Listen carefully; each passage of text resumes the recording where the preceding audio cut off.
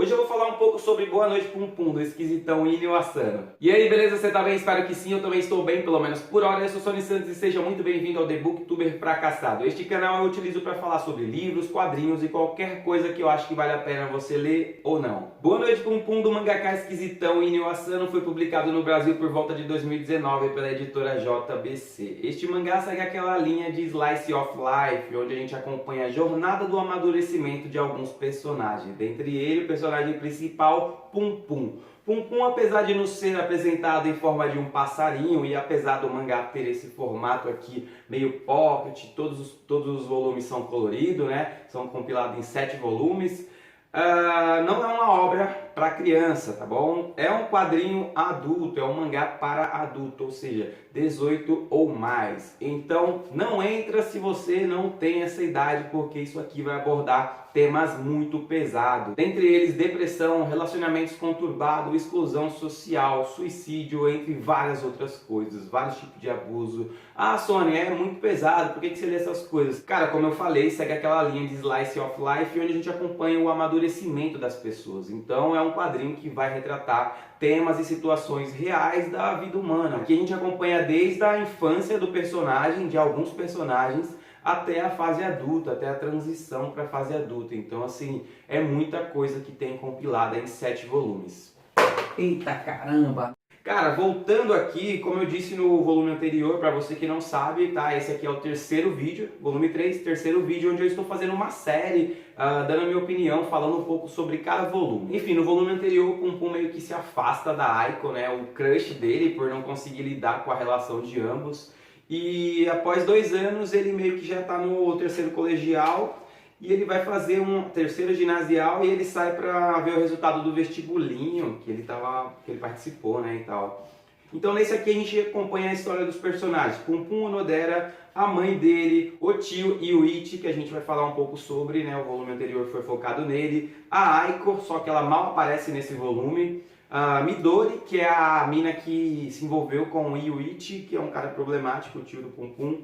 A gente acompanha também a história do Masumi Seki, que é um amigo do Pum Pum de infância aí, que é um personagem sensacional, né, nesse volume aqui, cara, muitas reflexões.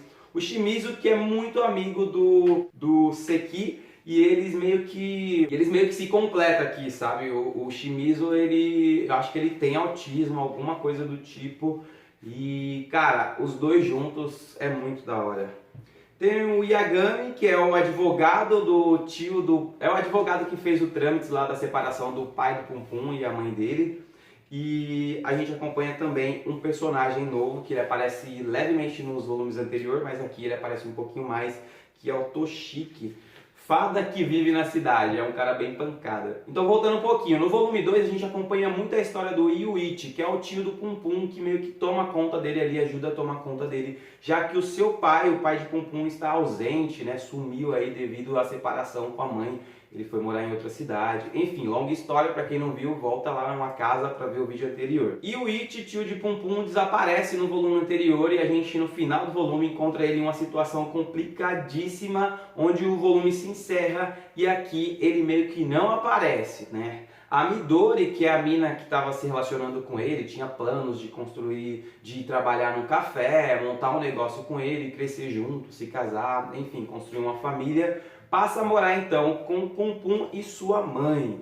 E aí acontece uma coisa muito louca, porque Pum Pum tá com os hormônios à flor da pele, naquela situação de adolescente para fase adulto, uma transição onde o cara quer porque quer se relacionar com alguém, né? Tá naquela vontade.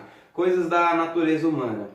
E aí a Midori tá carente porque o namorado dela, Yuichi, tio de Pum Pum, desapareceu. Então aqui o Pum Pum e a Midori acabam meio que tendo uma relaçãozinha rápida ali, coisa momentânea, onde o Pum Pum já desperta aí novos sentimentos, novas visões de mundo e novos problemas. Claro, agora ele já sabe como é essa sensação de se envolver com uma mulher e tal. Mas não vamos focar tanto no Pum Pum agora. Aqui tem um personagem, como eu mencionei, o Seki, que é amigo de Pum Pum desde a infância ali, mas ele é muito próximo do Shimizu, que é um outro personagem que, como eu mencionei, talvez tenha autismo. Ele tem muitos traços de algum grau de autismo.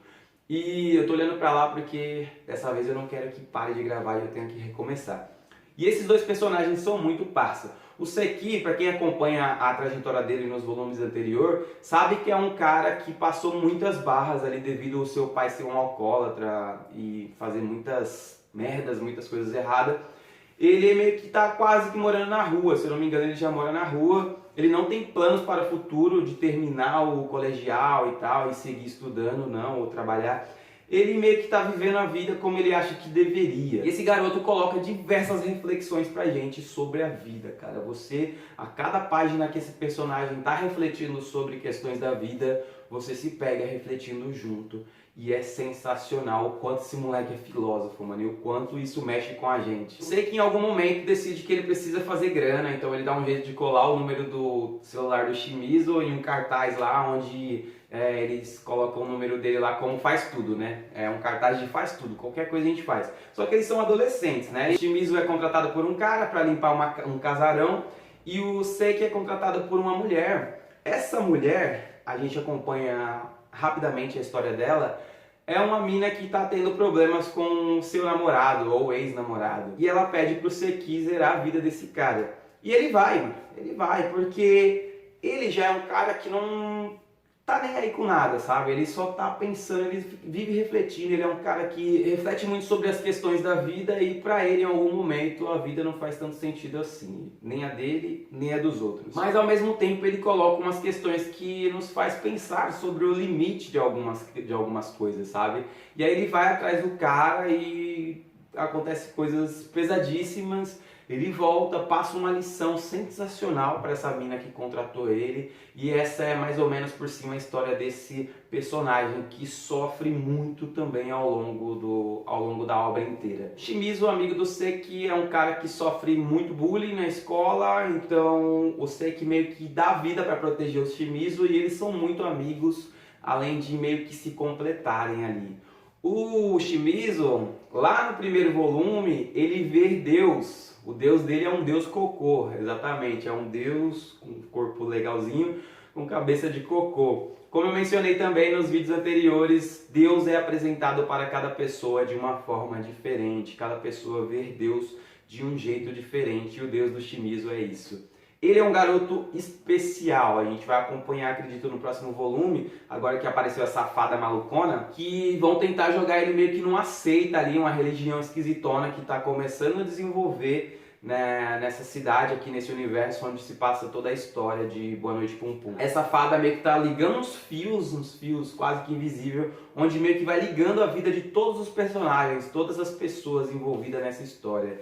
E algumas delas têm participação muito especial com relação a esse lance mais oculto, esse lance meio mágico, né, que envolve ali uma religião esquisitona que já está tomando conta de uma parte da cidade, mas aqui fica em aberto ainda. Acredito que no outro volume vai mostrar um pouco mais sobre isso. E aí a gente volta a acompanhar mais um pouco a história do nosso queridíssimo personagem Pum Pum, que agora está saindo com uma garota, que eu não me lembro o nome dela, se é Yumi, acho que é Yumi o nome da garota.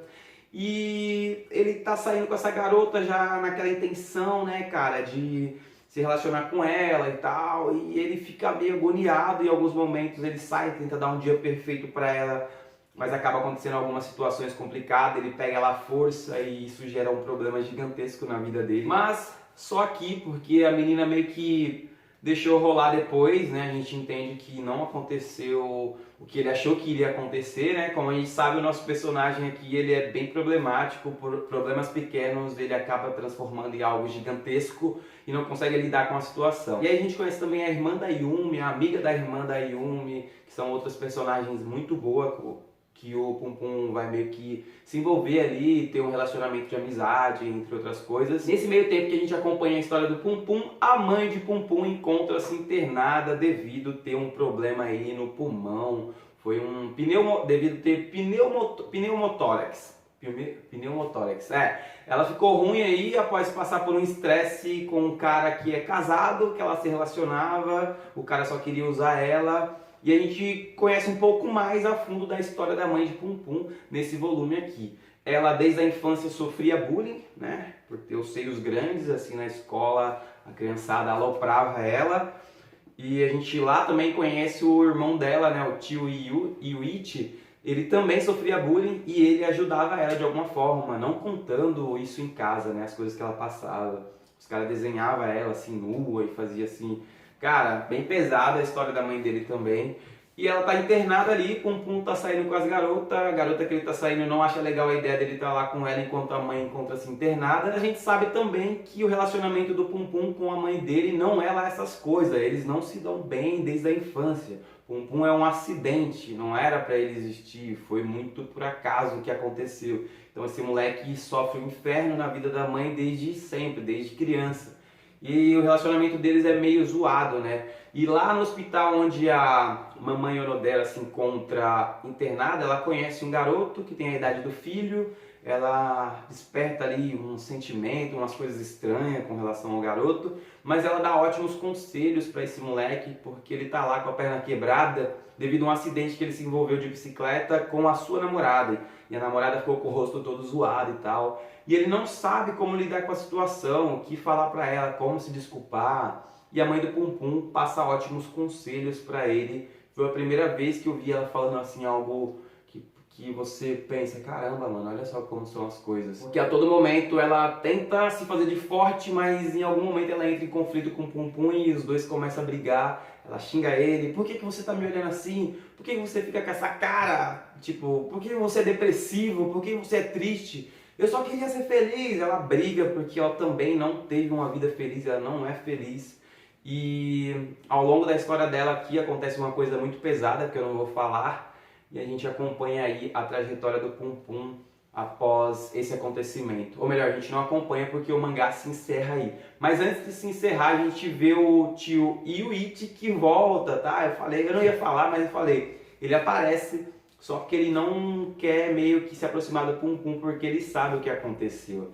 Ele sabe que o Pum Pum e a Midori se envolveram e tal. Então ele aparece sempre de canto, olhando assim.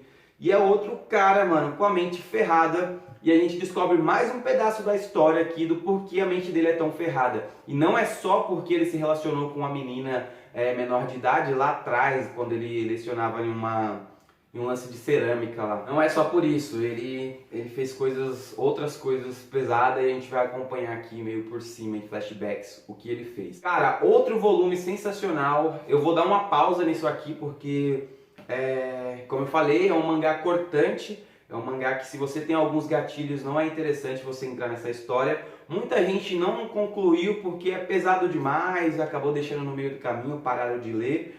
Outra coisa que eu queria falar, eu não estou utilizando imagens desse mangá porque, cara, eu não sei, mas eu acho que tem algum problema com direitos autorais, porque eu dei uma pesquisada no Google e não tinha nenhuma imagem disponível, assim, uma ou outra de desenhos de terceiro, né, de fã.